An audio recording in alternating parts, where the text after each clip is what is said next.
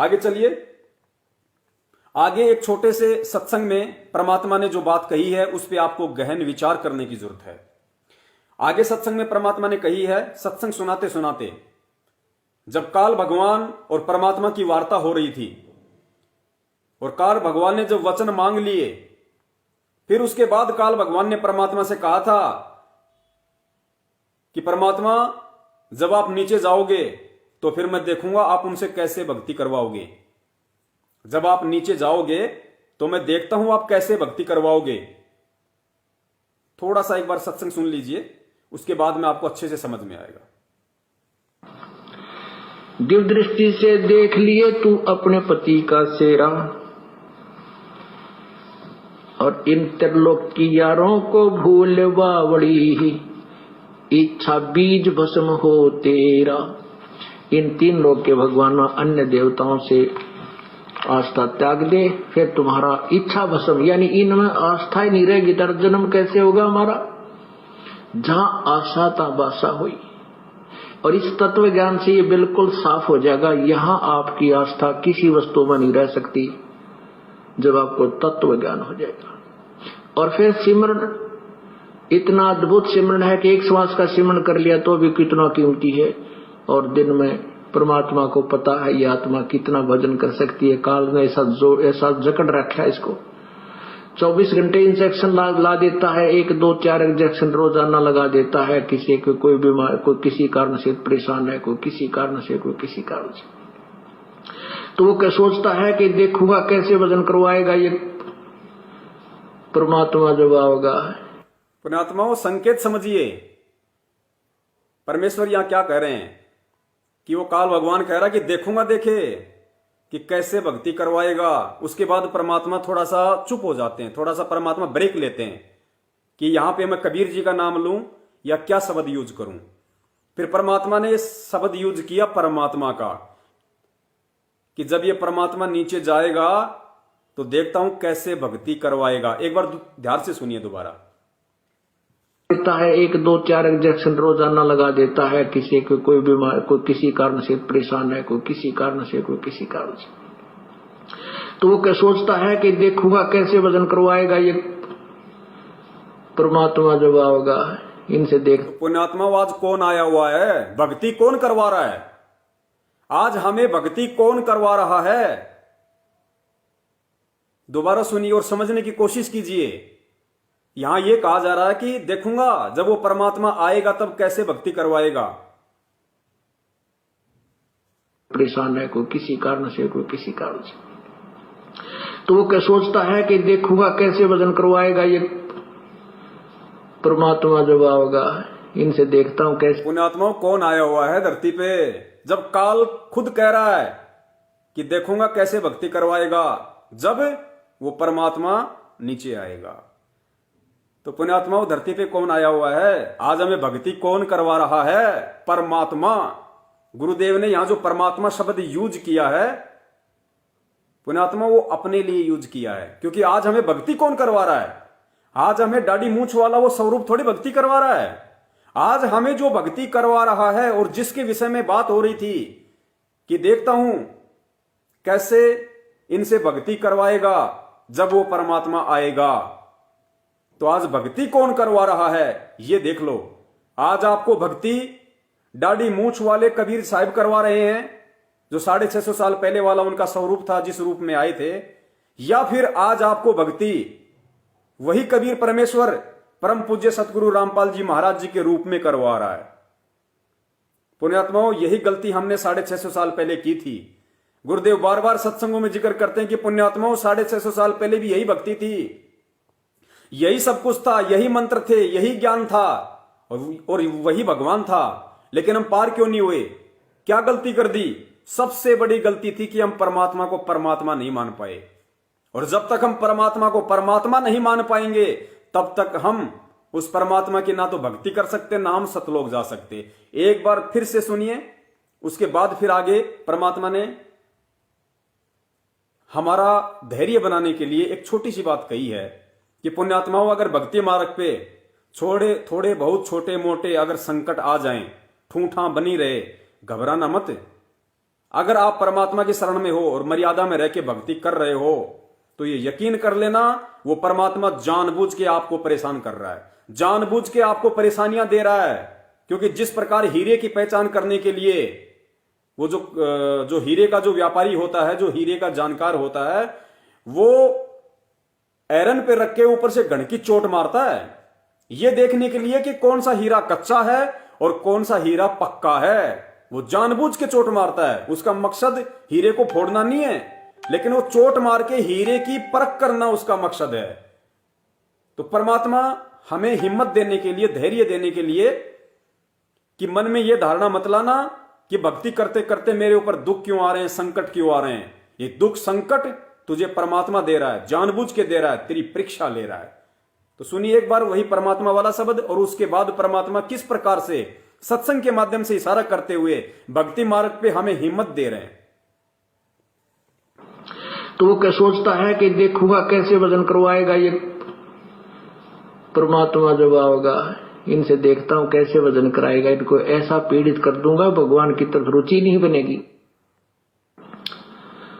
और परमात्मा कहता मेरे पास वो जड़ी है कि इनसे वजन भी करवाऊंगा, और इनके जो इंजेक्शन तू लाओगा उसका जो है एंटी रिएक्शन इंजेक्शन मेरे पास है, वो तेरी इंजेक्शन खत्म कर दूंगा, तेरी जो एक्शन है तेरी दवाई का वो नहीं होगा। अर्थात ये दुखी करता है परमात्मा, आपको सुखी कर देगा, आपके वो दुख निवारण कर देगा। और फिर हमारे को परमात्मा इतना सुखी नहीं। अब सुनना पुण्यात्मा ध्यान से, जो भगत भाई बहन भक्ति करते करते भी जिनको ये लगता है कि मेरे दुख समाप्त नहीं हो रहे, मेरे संकट समाप्त नहीं हो रहे, मेरा कोई काम धंधा ढंग से नहीं चल रहा है, या अन्य कोई शारीरिक कोई परेशानी है, आर्थिक परेशानी है, उनको थोड़ा ध्यान से सुनने की जरूरत है। आप यकीन करना, भक्ति मार्ग में अगर भगत पे कोई संकट परेशानी आ रही है तो यकीन कर लेना परमात्मा तुमसे दूर नहीं है। परमात्मा तुम्हारी परीक्षा ले रहा है और तुम्हारे इर्द गिर्द है, तुम्हारी हरकतों पे परमात्मा की नजर है, परमात्मा देख रहा है। जिस प्रकार जब परीक्षा का समय होता है तो टीचर वहीं खड़ा होता है, टीचर घूमता रहता है, टीचर देखता रहता है, लेकिन टीचर किसी को कुछ बताता नहीं है।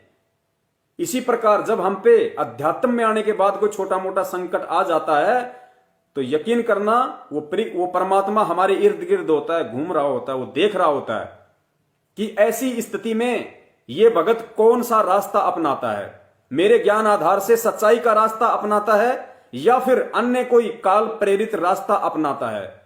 वो हमारे विश्वास की परीक्षा होगी कि हम परमात्मा पे कितना विश्वास कर पाए, हम कितना डूबने के डर से कोई दूसरा रास्ता अपनाते हैं या अपना सब कुछ अपने परमात्मा के चरणों में न्योछावर करते हुए कि परमात्मा तन मन धन सब तेरा, तेरा तुझको अर्पण क्या लागे मेरा, अब मेरा अच्छा बुरा आपके हाथ में है। मैं अपने आप को, जिस दिन मैंने नाम दीक्षा ली थी उसी दिन मैं अपने आप को आपके चरण कमलों में गिरवी रख चुका हूं, मैं अपने आप को बेच चुका हूं। जिस प्रकार पुण्यात्माओं हम मार्केट से कोई बोतल लेके आते हैं, कोई डब्बा लेके आते हैं या कोई बाल्टी लेके आते हैं, हम उस बाल्टी की कीमत उस व्यापारी को देके फिर हम उस बाल्टी को लेके आते हैं। अब हम उस बाल्टी को या उस डब्बे को अपने घर पे लाके, चाहे हम उससे दूध पिएं, चाहे हम उसको लेटरिन घर में लेटरिन साफ करने के लिए रखें, व्यापारी कभी नहीं कहता कि भाई डब्बे का तू दूध पीने की कह के लेके गया था, बाथरूम में क्यों काम ले रहा है। क्यों नहीं कहेगा? क्योंकि उसको उसकी कीमत मिल चुकी है। तो पुण्यात्माओं, हमने जिस दिन अपने परम पूज्य सतगुरु रामपाल जी महाराज जी के चरण कमलों में उनको समर्पित किया था अपना तन मन धन, उसके बदले परमात्मा ने हमें वो कीमत दे दी, वो नाम रूपी कीमत, वो मंत्र रूपी कीमत परमात्मा ने हमें उसी दिन दे दी थी। और हम जो ये डब्बा है जो हमारा, ये हमने परमात्मा के चरणों में भेंट कर दिया। अब वो परमात्मा इस डब्बे का किसी भी प्रकार से यूज करे, हम बोलने के अधिकारी नहीं है। तो सुख हो चाहे दुख हो, चाहे परेशानी हो, छोटी हो चाहे बड़ी हो, हर स्थिति में हमने परमात्मा के ऊपर ही आश्रित रहना पड़ेगा, तभी वो परमात्मा हमें पूरी तरह से संभालेगा। सुनिए परमात्मा किस तरीके से अपने बच्चों की हिम्मत बांध रहे हैं। वो सुखी कर देगा, आपके वो दुख निवारण कर देगा। और फिर हमारे को परमात्मा इतना सुखी नहीं करेगा जितना तुम सोच रहे हो। सुख का मतलब ये नहीं है कि आपको पीड़ित रखेगा, नहीं, छोटा कुछ ना कुछ थोड़ा बहुत कष्ट जो आपको देना आवश्यक समझेगा। तो आप ये ना समझना कि मुझे कोई आराम नहीं हो रहा, शरीर में कुछ ना कुछ ठूंठा हो ही रहती है, नाम भी दे रखा है, ये आवश्यक ही होगा, इसलिए परमात्मा कर रहा है। जब आप पूर्ण रूप से सुखी हो जाओगे, ये गारंटेड बात है, नाम ले लो तो कतई नहीं लोगे। तो परमात्मा कहते हो सुख के माथे सिला पड़ा जिससे नाम हृदय ते जा, और बलिहारी उस दुख के जो पल पल नाम रटावे। परमात्मा ऐसा सुख भी ना दिए जिससे तेरा नाम भूल पड़ जा, और बलिहारी उस दुख के जो तेरी याद बनाए रखे। तो पुण्यात्माओं, परमात्मा आपको वो सुख दे सकता है, लेकिन सुखी होते ही काल आपको उसी समय बलो लेगा, बहका लेगा, ये मन तो उसी समय दूर भाग जाएगा। तो इसलिए परमात्मा आपके सर्व संकटों का निवारण करेगा और आपके साथ पल पल में रहेगा। एक एक श्वास, आपका एक कदम भी परमात्मा के संरक्षण से बाहर नहीं होगा जब आप सच्चे मन से परमात्मा की शरण ग्रहण कर लोगे। और फिर जब आप सच्चे मन से, सच्चे दिल से परमात्मा की शरण ग्रहण कर लोगे, उसके बाद आपका एक पल भी परमात्मा के संरक्षण से दूर नहीं होगा। पुण्यात्मा, कितनी बड़ी बात है। जब आप दिल से, अपने हृदय से परमात्मा को परमात्मा मान लोगे, उनके प्रति समर्पित हो जाओगे। और पुण्यात्माओं, जैसा कि दास बार बार कहता है कि हम परमात्मा को परमात्मा तब तक नहीं मान सकते, दिल से, हृदय से हम उनको परमात्मा तब तक स्वीकार नहीं कर सकते, जब तक हम इस तत्व ज्ञान को आधार बना के गुरु और इष्ट की खाई को मेटकर, जब तक हम गुरु को ही परमात्मा नहीं मान लेंगे।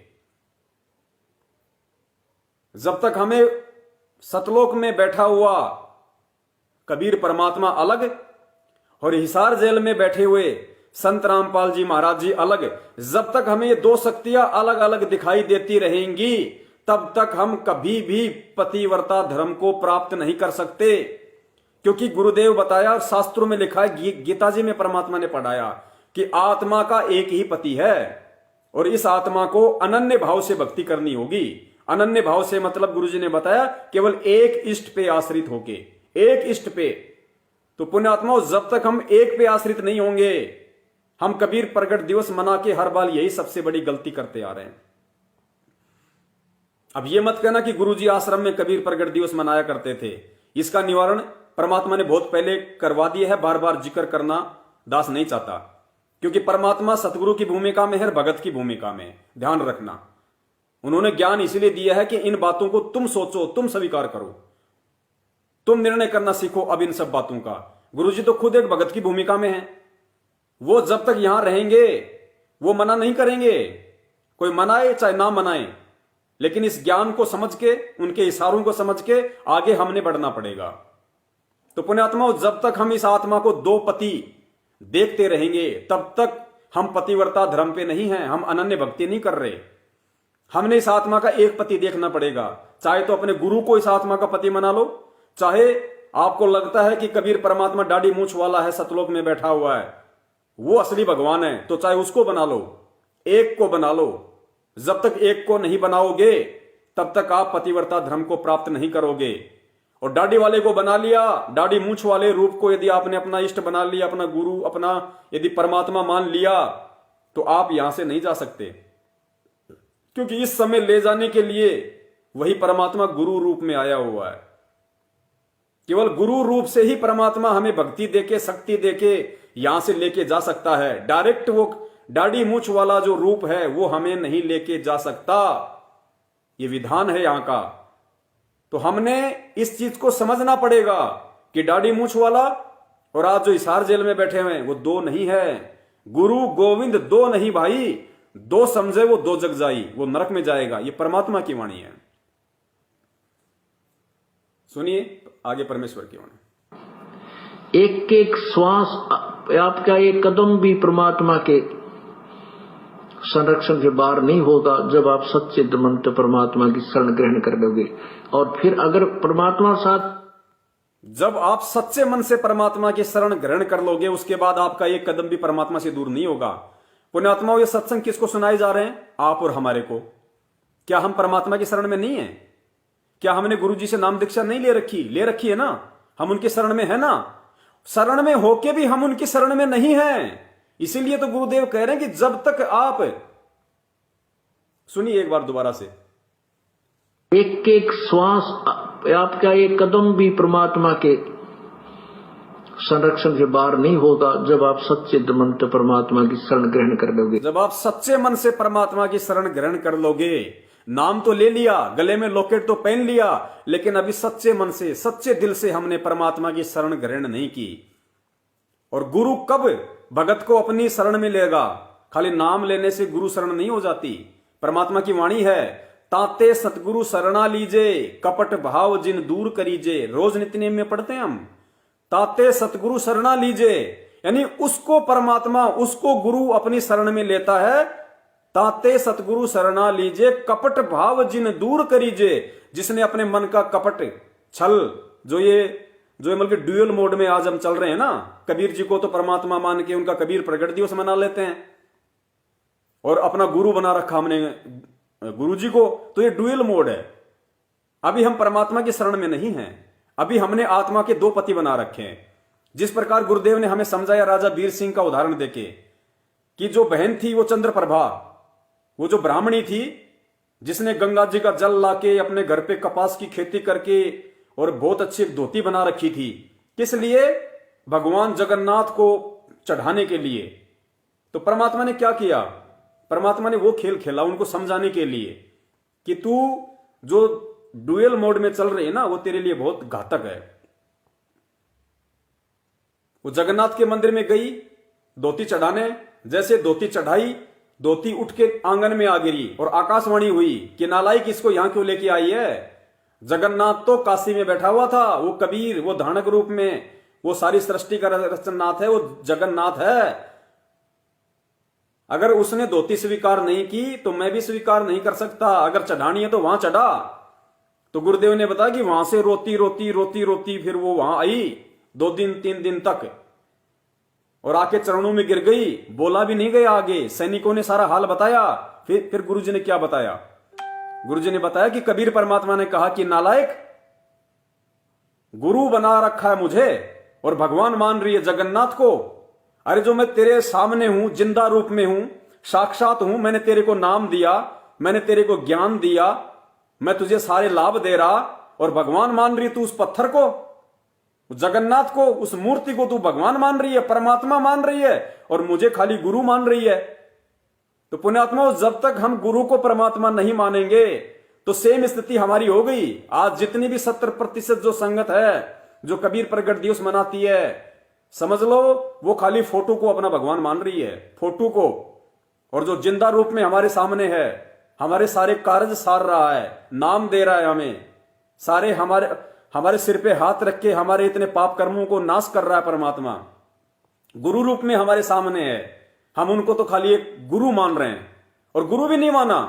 70% ने तो जिस दिन, अभी जो 8 सितंबर 2020 का जो था, जिन जिन लोगों ने उनका जन्मदिन मना लिया, उन्होंने तो गुरु भी नहीं माना, उन्होंने तो उनको मानव मान लिया, मनुष्य। और सत्सेवकों ने, इन्होंने तो जन्मदिन 2020 में मनाया, वो भी जन्मदिन।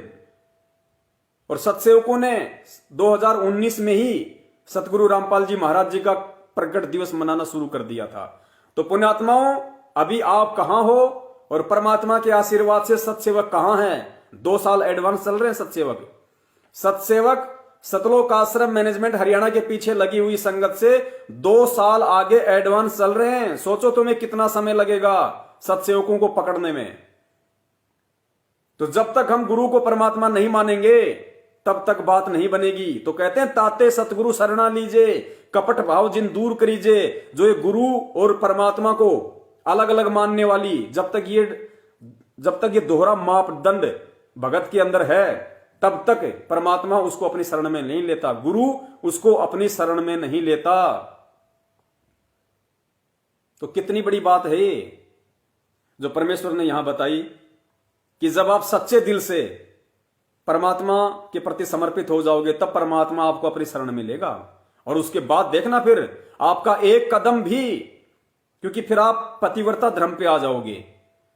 जब आप भूल जाओगे कि कोई कबीर जी नहीं है, कोई मुनिंद्र जी नहीं है, कोई करुणामय जी नहीं है, मेरा मुनिंद्र, मेरा करुणामय, मेरा सत्सुकृत अगर कोई है तो परम पूज्य सतगुरु रामपाल जी महाराज जी हैं। दैट्स ऑल, फाइनल, कुछ नहीं।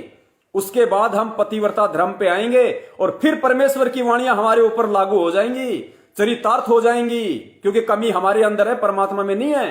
फिर वो वाणियां लागू हो जाएंगी कि पतिव्रता जमीन पर ज्यो ज्यो धर है पाव और समर्थ झाड़ू देत हैं, ना काटा लग जा। फिर देखना परमात्मा किस प्रकार अपने पलकों पे रखेंगे अपनी आत्माओं को। आपका एक कदम भी परमात्मा के संरक्षण से बाहर नहीं होगा जब आप सच्चे मन से परमात्मा की शरण ग्रहण कर लोगे। और फिर अगर परमात्मा साथ ना हो तो काल जो ना कति कंडम कर दिया हमने। इसलिए भगवान जब आप इसकी शरण में आ जाते हो तो परमात्मा आपके विशेष संग हो जाता है। उसको पता है ये काल अवश्य इसको कोई ऐसा झटका देगा जिससे इसकी दिल ना टूट जाए। यदि हम सच्चे दिल से पतिव्रता पद पर रह करके इसकी साधना करेंगे, अगर हम सच्चे दिल से पतिव्रता पद पे रह के इसकी साधना करेंगे, ये बातें क्यों बोल रहे हैं गुरुदेव? पतिव्रता शब्द का प्रयोग गुरुदेव ने क्यों किया? पतिव्रता का मतलब होता केवल एक पति पे आस्था, एक पति पे आधारित, एक परमात्मा चुन लो। किसको चुनना है? गुरुजी को परमात्मा चुनना है या दाढ़ी मूछ वाली फोटो को परमात्मा मानना है? जिस दिन हम एक को चुन लेंगे उस दिन हम पतिव्रता धर्म पे आएंगे। और ज्यादा महत्व कौन से का है? परमात्मा की वाणियां याद कर लेना कि गुरु बड़े हैं गोविंद से, मन में देख विचार, हरि सुमरे सो रह गए। जो कबीर जी हैं, हरि भगवान, उनको सुमरे सो रह गए, गुरु भजे होए पार। और गुरु गोविंद दोनों खड़े किसके लागू पाए? बलिहारी गुरु आपना जिन गोविंद दियो बताए, कि गुरु के चरणों में बलिहारी जाऊं जिन्होंने मुझे परमात्मा की जानकारी दी। तो बड़ा कौन हुआ? ज्यादा महत्व किसका है? पुण्यात्माओं, एक एक लाइन पे ध्यान दो, परमात्मा क्या कह रहे हैं।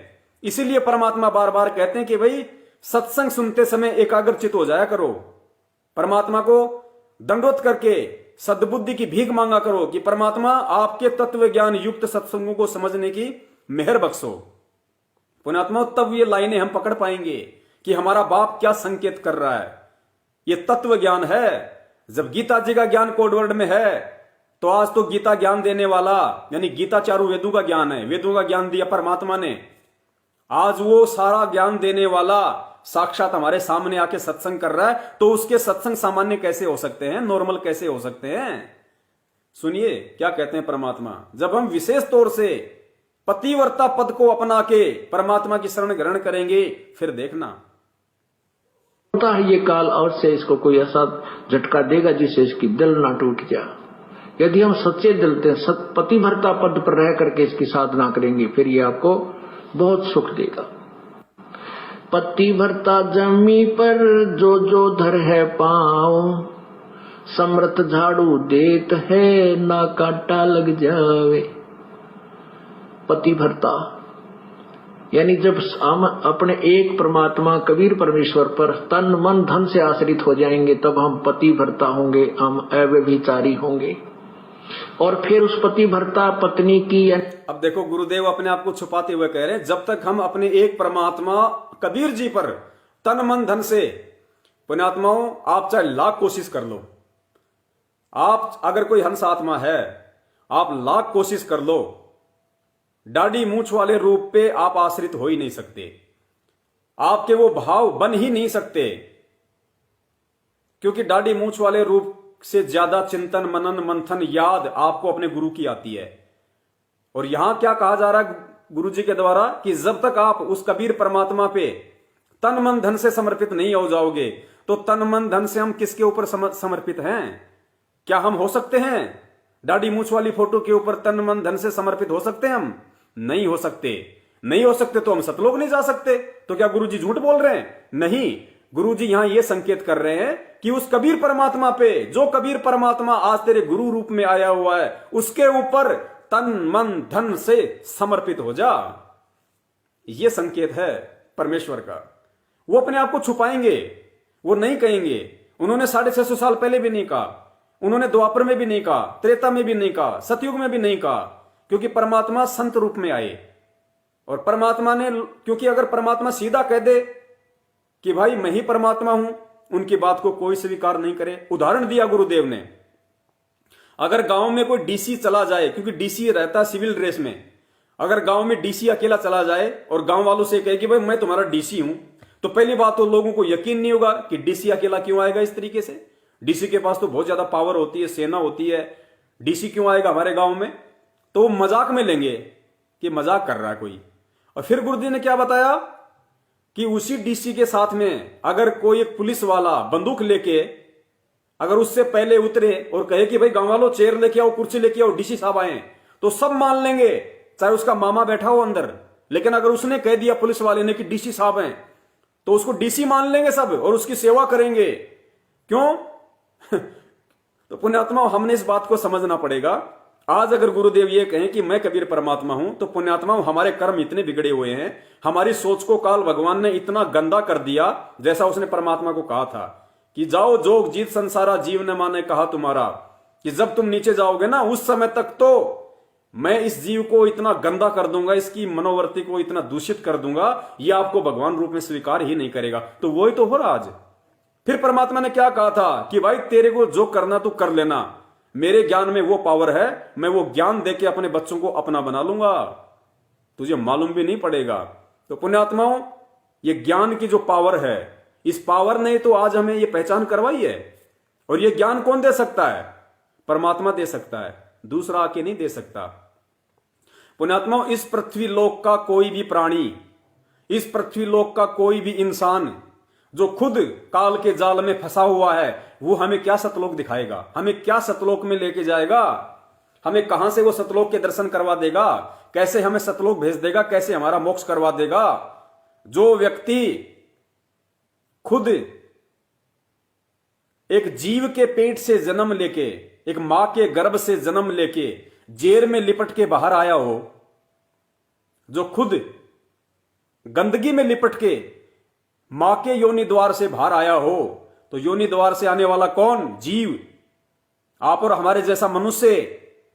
तो जो खुद मां के गर्भ से जेर में लिपट के आया हो, पुण्यात्मा, ये विचार करने की बात है, वो हमें कहां से सतलोक दिखा देगा, हमें कहां सतलोक भेज देगा। क्योंकि वो खुद एक जीव है और जीव जीव का मोक्ष नहीं कर सकता। तो पुण्यात्माओं, जैसा परमात्मा ने पहले वीडियो बनाया था और मालिक की जो वाणी है संध्या आरती में लास्ट में कि तेरा रामपाल अज्ञान किया सतलोक का वासी, वो जो रामपाल जी की जो आत्मा थी, पुण्यात्माओं, उस आत्मा को परमात्मा ने उसी क्षण सतलोक भेज दिया था जिस क्षण वो आत्मा मां के गर्भ से बाहर आई थी। उसके बाद परमात्मा उस चोले में स्वयं वो कबीर परमात्मा सारा खेल खेल रहा है कि तेरा रामपाल अज्ञान किया सतलोक का वासी। तो एक कॉमन सेंस की बात है, जब खुद परमात्मा की संध्या आरती में हम रोज पढ़ते हैं कि तेरा रामपाल अज्ञान किया सतलोक का वासी, जब रामपाल जी सतलोक के वासी हो गए तो आज उनके रूप में कौन बैठा है यहां पे? तो पुण्यात्माओं, अब हमने धोखा नहीं खाना, अब हमने अपने गुरुदेव के अलावा कोई दूसरा परमात्मा नहीं देखना कि दाढ़ी मूछ वाला परमात्मा है, कबीर जी परमात्मा है। अरे है तो परमात्मा कबीर जी, लेकिन वो कबीर जी आज किस रूप में हमारे सामने है उसको पहचानना है। और एक सबसे बड़ा एग्जाम्पल दास आपको देता है पुण्यात्माओं, जब हम इस भक्ति मार्ग में आगे बढ़ेंगे तो परमात्मा बुद्धि खोलते हैं, सबकी खोलते हैं, आपकी भी खोल रखी है, ऐसी बात नहीं है, थोड़ा सा हमें यूज करने का देरी है। कितनी बार परमात्मा ने कहा, और सन 1994 से परमात्मा कह रहे हैं कि पुण्यात्माओं, जिन जिन महापुरुषों को परमात्मा ने सतलोक दिखाया उनके नाम मुझे याद हैं। गुरु जी किन किन का नाम लेते हैं? आदरणीय धर्मदास जी, आदरणीय मलुकदास जी, आदरणीय घीसादास जी, आदरणीय गरीबदास जी, आदरणीय नानक साहेब जी। ये कुछ आत्माओं का परमात्मा नाम लेते हैं और कहते हैं कि उन आत्माओं को परमात्मा ने सतलोक दिखाया, अपना गवाह बनाया। लेकिन पुण्यात्मा, आज तक आपने विचार किया, क्या गुरुदेव ने कभी भी यह कहा कि मुझे भी परमात्मा ने सतलोक दिखाया था, कि मुझ रामपाल दास को भी परमात्मा ने उन आत्माओं की तरह सतलोक दिखाया? कभी भी सुना आपने आज तक? कभी भी उन्होंने कहा, किसी भी पुस्तक में जिक्र किया, किसी भी सत्संग में यह वचन कहे कि मुझ रामपाल दास को भी धर्मदास जी की तरह परमात्मा ने सतलोक दिखाया और फिर नीचे छोड़ा? पुण्यात्मा, परमात्मा को कौन सतलोक दिखा देगा?